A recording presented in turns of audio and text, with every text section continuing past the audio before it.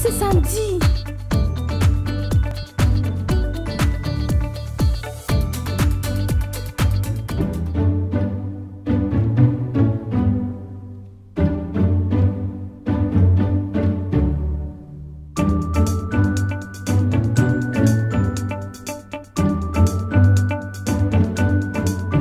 Bonjour à tous. Enfin, c'est samedi. Nous sommes très contents de te retrouver dans ton émission Kids Dom. La semaine dernière, nous avons commencé la leçon missionnaire sur John Paton. Écoutons la suite de son histoire avec l'AEE Québec.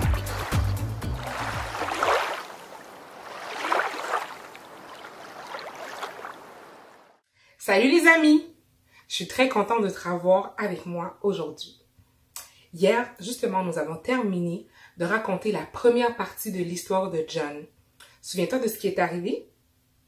Oui, nous avons laissé John au moment où il se faisait congédier par l'école Maryhill. Le jour même où John quittait l'école, le facteur lui a apporté une lettre. Et voici ce que disait la lettre. Nous t'avons observé, John, et nous aimerions que tu viennes travailler avec nous. C'était un travail avec la mission de la cité. Et j'ai une question à te poser justement. Plusieurs personnes depuis le début de l'histoire ont observé John. Et justement, suite à cette observation, mais il a toujours eu des offres géniaux. Mais toi, si aujourd'hui quelqu'un se mettait à t'observer, est-ce qu'il trouverait des bonnes choses chez toi? Est-ce qu'il trouverait des choses positives à dire à ton sujet? Dans la ville de Glasgow, il y avait des centaines et des centaines et des centaines de personnes qui n'avaient jamais entendu parler de Jésus. Et le nouveau travail de John consisterait à aller de maison en maison pour annoncer l'évangile à ces personnes-là. Et c'était un travail super intéressant pour John. Aussitôt, John s'est mis à genoux et il a commencé à remercier Dieu. Il lui a dit « Merci Seigneur pour ce travail si intéressant ». Chaque jour, John se levait tôt pour aller de porte à porte pour pouvoir demander aux gens de venir à la mission, pour pouvoir écouter parler du Seigneur Jésus. Mais les gens, ils se demandaient, mais pourquoi il s'intéresse à nous? Pourquoi il ne nous laisse pas tranquilles? Mais John continua avec persévérance à aller de porte en porte pour pouvoir demander aux gens de venir. Et finalement, ça a valu la peine. Il y a des gens du voisinage qui ont commencé à dire « Oui, on va venir. » Mais quelques-uns ont commencé vraiment à venir. Donc finalement, certains d'entre eux sont venus voir « Mais qu'est-ce qui se passe? » Et jour après jour, il y avait de plus en plus de personnes réunies dans la salle de la mission. Tellement qu'il n'y avait plus de place pour rentrer personne. Seulement, ils pouvaient rentrer. Il y avait justement une grange, là où est-ce qu'on gardait les vaches et les chevaux. C'était seulement dans cet endroit-là qu'on pouvait mettre les gens. Et les gens, ils commençaient vraiment à aimer les réunions. Mais il y avait un groupe de personnes qui ne croyaient pas du tout et qui disaient que la Bible n'est pas vraie et que Dieu n'existait pas. Parmi ces personnes, il y avait un homme qui, lui, il avait une bibliothèque remplie de livres chez lui qui disait que Dieu n'existait pas. Malheureusement, un jour, cet homme-là tombait très malade. Tellement malade que sa femme pensait qu'il allait mourir. Et John s'est dit, wow, je vais peut-être aller le voir, peut-être que je vais pouvoir l'aider. Alors, lorsque John arrivait chez lui, il s'est assis au bord de son lit. Et il a commencé à lire la Bible pour lui et lui a expliqué des versets. Et après tout ça, il lui a dit, Dieu vous aime, il veut ôter vos péchés et il veut vous sauver et vous donner la vie éternelle. L'homme regarda le visage de John qui était rempli d'amour. Et jour après jour, John revenait pour encore lire des passages de la Bible et prier avec lui. Et un jour, l'homme a dit à John, je ne peux pas rester comme ça, je ne peux pas rester sans Dieu, j'ai besoin de lui pour me sauver. Et c'est ce qu'il a fait cette journée-là. Il a prié pour demander à Dieu de venir dans sa vie, de le sauver. Et quelques jours plus tard, l'homme, il a pensé, je ne peux pas rester avec tous ces livres. Qu'est-ce que vous pensez qu'il a fait avec ces livres qui disaient que Dieu n'existait pas? Est-ce que tu as une petite idée? Eh bien, qu'est-ce qu'il a fait? Il a demandé à sa femme et sa fille de venir l'aider. Il a commencé à déchirer les livres et il les a aussi mis dans la cheminée et il les a brûlés. Et après tout cela, il est allé voir ses amis pour raconter à ses amis et aux autres personnes qu'est-ce que Dieu avait fait pour lui. Et il les suppliait de croire en Dieu et de leur donner sa vie, de croire que Jésus est le seul vrai Dieu qui peut leur sauver. Un autre jour, une dame est venue voir John et lui a supplié de venir avec elle. Et c'est ce que John a fait. Il est parti avec elle. Et la madame l'a amené vers un monsieur, un pauvre monsieur. Il buvait tellement d'alcool que même après avoir bu, il voulait sauter, il voulait s'enlever la vie, carrément. Et il faisait vraiment pitié. Et John, justement, il avait beaucoup pitié pour cet homme-là. Alors il a pris l'homme avec lui et il lui a dit, nous allons prier ensemble. Veux-tu prier? Et l'homme lui a répondu, mais moi, je ne sais pas prier. Je ne peux pas prier. Et John lui a dit, c'est pas grave. Tu peux justement le dire au Seigneur que tu ne peux pas prier. L'homme se leva pour se mettre debout et John l'a rappelé encore, lui a dit, essaye au moins de prier. Demande à Dieu de te sauver. À cet instant-là, penses-tu que cet homme, il a décidé de faire cette prière? Penses-tu que Jésus a pu délivrer cet homme? Pour le savoir, il faut revenir à la prochaine fois. Retrouvons Margot et Caroline qui vont nous parler de l'Ascension. Margot! Oui, Caroline, qu'est-ce qu'il y a? J'ai fait un cauchemar. J'ai peur. Mais c'est quoi ton cauchemar? J'ai rêvé que je parlais de Jésus et tout le monde s'est moqué de moi. Et j'étais toute seule. Mais et après, qu'est-ce qui s'est passé? Après, mon sommeil s'est coupé. Et je suis toute triste maintenant. J'ai peur de parler de Jésus. Caroline, je crois qu'il y a une histoire qui va beaucoup t'aider. Une histoire de Jésus? Oui, écoute. Tu te rappelles, nous avions vu que Jésus était ressuscité. Il n'est pas resté mort, il est redevenu vivant. Il s'est même montré plusieurs fois à ses disciples, ses amis. Les amis de Jésus se rappellent de très nombreux souvenirs lorsqu'ils traversent la Galilée. Ils se souviennent que Jésus, sur la colline, a nourri plus de 5000 personnes, juste avec 5 pains et 2 poissons. Jamais ils n'oublieront la nuit où ils ont été surpris par une tempête, alors qu'ils étaient sur le lac, et Jésus a ordonné à la tempête de s'arrêter, et elle a obéi. Ils ont beaucoup de souvenirs. Chaque endroit leur rappelle quelque chose. Un jour, ils se rendent sur une montagne où Jésus leur a donné rendez-vous. Et ils sont très heureux de voir qu'il n'est pas resté mort, il est redevenu vivant. Jésus veut les rencontrer une fois de plus, car il a quelque chose de très important à leur dire. « Tout pouvoir m'a été donné dans le ciel et sur la terre, leur dit Jésus. Dieu, le Père, a donné à son Fils unique Jésus le droit et le pouvoir de faire toute sa volonté. Jésus désire leur dire autre chose. Jésus veut que tout le monde, autrefois comme aujourd'hui, sache qu'il est le Fils de Dieu et qu'il est mort sur la croix pour prendre sur lui la punition que nous méritons à cause de nos péchés, nos bêtises, nos fautes. Il veut que les gens sachent qu'il est vivant et qu'il peut les sauver aujourd'hui. Les amis de Jésus ont peur. Bon, nous on veut bien raconter la bonne nouvelle, mais qu'est-ce qui va nous arriver? On va peut-être venir nous arrêter et même nous tuer, comme ils ont tué Jésus. Je serai avec vous tous les jours, leur promet Jésus. Et comme Jésus est tout-puissant, s'il est avec eux tous les jours, il prendra soin d'eux. Peu de temps après, Jésus parle encore à ses amis, mais ce jour-là, il ne s'assoit pas comme il le fait d'habitude. Il reste debout et leur dit, une fois de plus, « Allez, parlez de moi partout, je serai toujours avec vous. » Et puis tout à coup, il se passe quelque chose d'extraordinaire. Jésus commence tout doucement à monter dans le ciel. Ses amis sont stupéfaits. Ils restent bouche bée. Jésus passe alors derrière un nuage et ils ne le voient plus. Il est remonté au ciel près de son Père. Ses disciples restent les yeux rivés vers le ciel, jusqu'à ce que 2 anges viennent leur parler. « Mais pourquoi vous restez là à regarder le ciel ?» demande-t-il. Jésus reviendra sur la terre de la même manière que vous l'avez vu partir. Le Seigneur Jésus n'est pas encore revenu sur la terre, mais il reviendra un jour. Il est actuellement au ciel, il nous prépare une place. C'est là qu'il règne. Ses amis ne peuvent plus le voir, mais il est avec eux tout le temps. Ils peuvent être absolument sûrs de cela. Comme toi aujourd'hui, si tu es son ami. Ah, merci Margot. Ah, je comprends mieux maintenant. Je n'ai pas à avoir peur.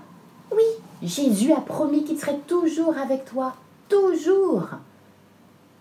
oui, ça c'est bon à savoir. La nuit, quand mon sommeil me coupe désormais, je vais prier. Merci beaucoup Margot, et je n'ai plus peur de parler de Jésus. Je suis sûre qu'il va m'aider à parler comme il faut. Ah, ça c'est sûr, tu peux compter sur lui. À bientôt, bye.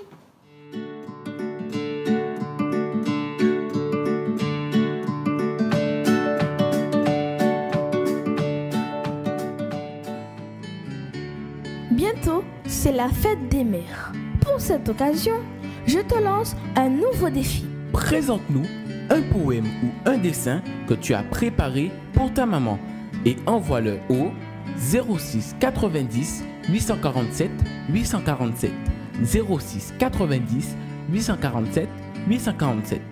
N'oublie pas d'indiquer ton prénom et celui de ta maman.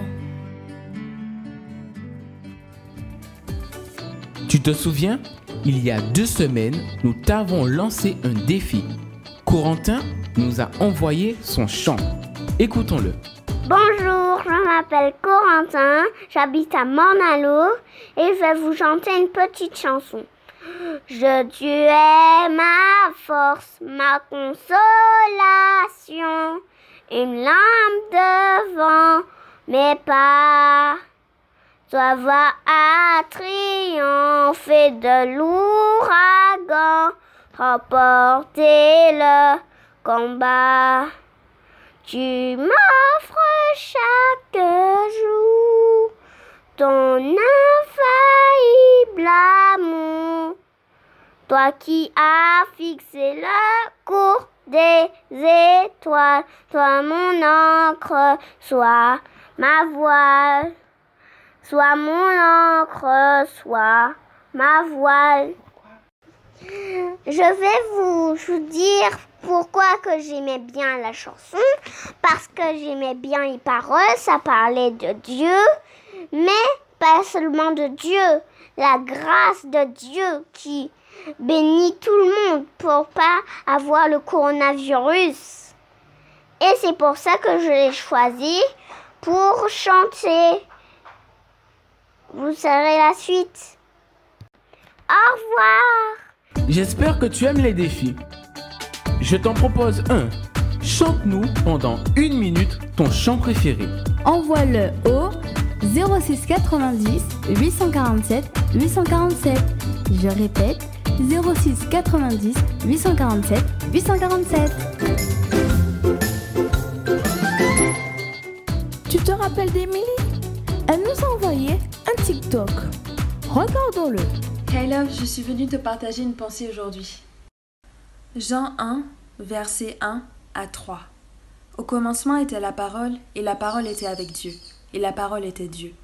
Elle était au commencement avec Dieu. Toutes choses ont été faites par elle, et rien de ce qui a été fait n'a été fait sans elle. En règle générale, la parole correspond au mot, mais ici, elle correspond à Dieu. Il est également dit dans le verset 3 que rien n'a été fait sans elle, donc sans Dieu. Alors, quel que soit ce que tu entreprends, je t'invite réellement à mettre le Seigneur au centre de ta vie. Que ce soit pour aller chercher du pain ou mettre en place un projet, remets toute cette situation dans les mains du Seigneur. Si tu te sens triste, si tu te sens stressé, remets toute la situation dans les mains du Seigneur car nous ne pouvons rien faire sans lui. Alors gardez la parole du Seigneur dans vos cœurs et surtout continuez à prier et à avoir la foi. Alors voilà, soyez bénis. Bientôt, c'est la fête des mères. Pour cette occasion, je te lance un nouveau défi. Présente-nous un poème ou un dessin que tu as préparé pour ta maman et envoie-le au 06 90 847 847 06 90 847 847. N'oublie pas d'indiquer ton prénom et celui de ta maman. Écoutons la suite de la leçon missionnaire.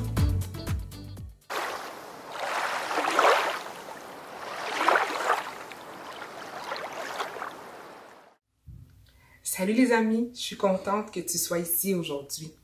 Donc, est-ce que tu te rappelles qu'est-ce qui s'était passé avec John? Oui. Il était arrivé dans la ville de Glasgow. Et là, les gens, il avait trouvé un nouveau travail qui c'était pour annoncer l'évangile pour la mission de la CIP.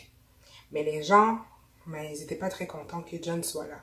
Et ben, ils ont commencé à dire, mais pourquoi il est venu ici? Mais John s'est pas découragé, il a continué à annoncer l'évangile et à les inviter à venir à la mission. Finalement, les gens ont commencé à venir, mais il y avait une personne qui n'aimait vraiment pas John, mais qui était tombée très malade. Et cet homme ne croyait pas du tout en Dieu. Et finalement, mais après des jours et des jours, John a lu la Bible avec lui, il a lu des versets, il a aussi prié. Et finalement, cet homme avait décidé de croire en Jésus. Il avait même décidé de brûler tous les livres qui étaient dans sa bibliothèque avec l'aide de sa fille et de sa femme. Et il s'est débarrassé des livres qui disaient des faussetés. En fin de compte, on avait terminé l'histoire de la dernière fois en disant qu'il y avait un homme qui buvait beaucoup d'alcool et cet homme-là ne voulait pas prier, n'arrivait pas à prier en fait. Mais en fin de compte, il avait décidé de prier. Est-ce finalement, Dieu l'avait sauvé? Eh bien oui, Dieu est tellement puissant qu'il était capable de sauver cet homme-là. Et cet homme-là est allé raconter aussi aux gens de son entourage qu'est-ce que Dieu a fait pour lui. Donc là, les gens, ils commençaient à entendre beaucoup de miracles à propos de Dieu et de Jésus. Il y avait des personnes mais qui n'étaient pas très contents de la situation. Alors là, ils n'aimaient pas John du tout, ils n'aimaient pas le travail de John. Un jour, pendant que John était dans la rue en train de se promener, mais il y avait une roche qui est sortie de nulle part et il a frappé à la tête. Et John s'est écroulé par terre, la tête en sang. Et personne n'était venu l'aider. Donc c'était quelqu'un qui avait lancé la roche. Et même un autre jour, il y avait un des ennemis de John. Pendant que John se promenait encore une fois et il a passé à côté de sa fenêtre, il a décidé de lancer de l'eau bouillante sur John.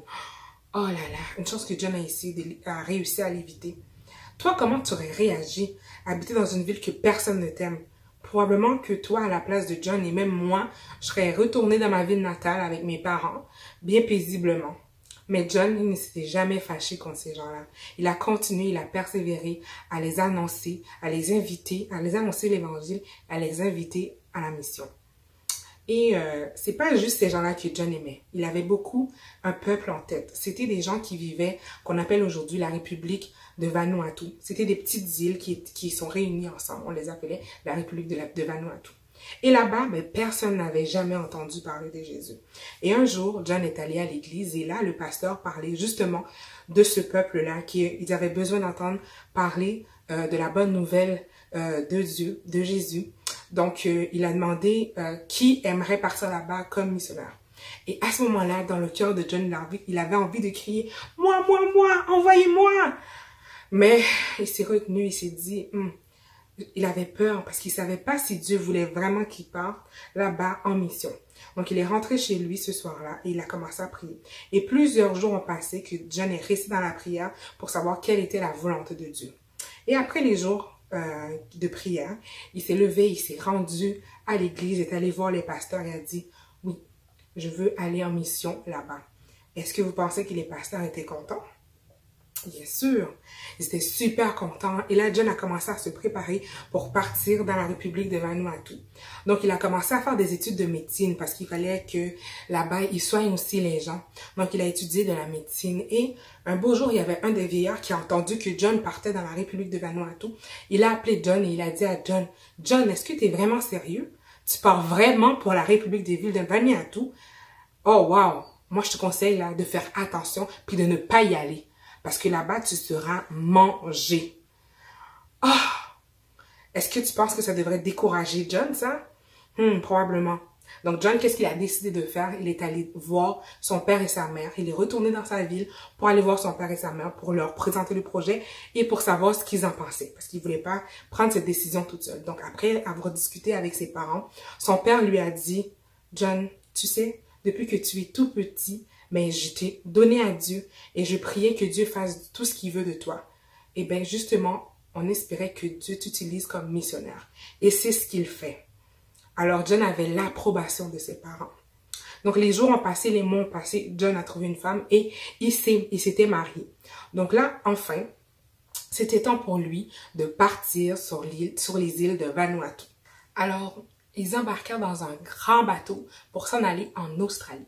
À cette époque-là, en 1858, mais il fallait beaucoup de temps pour voyager en bateau.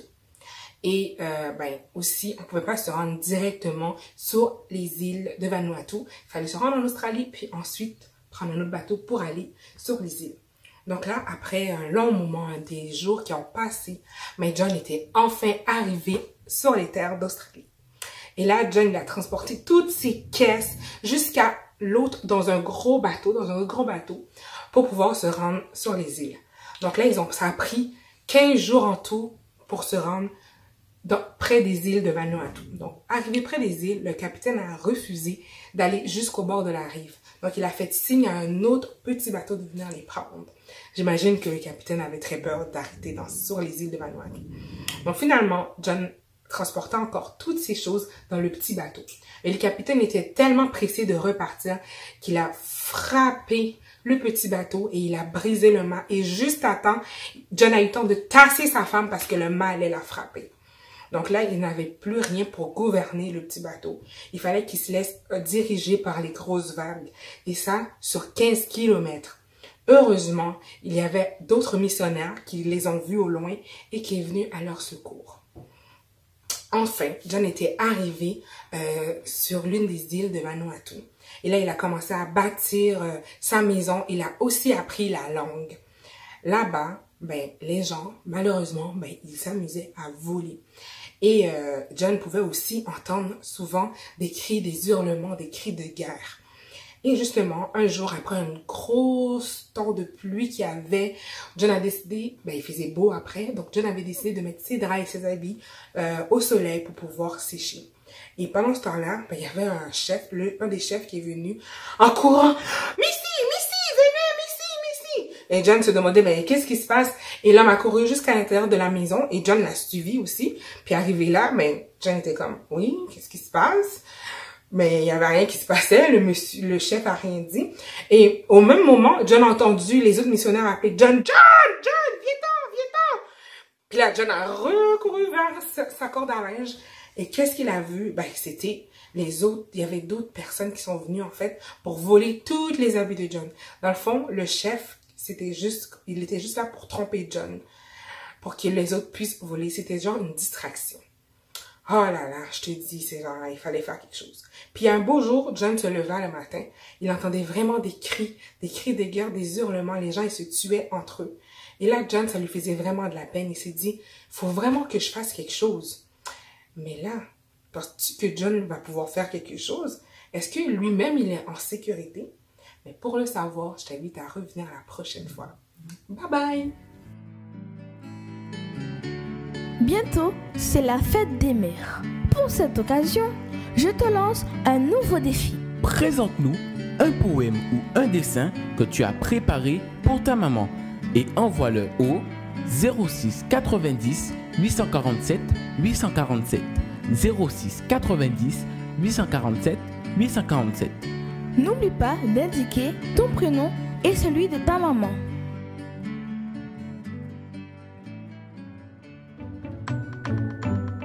Oh, je suis vraiment triste.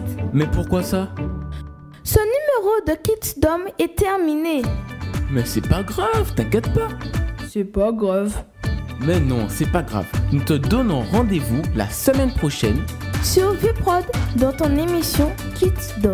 À bientôt les copains.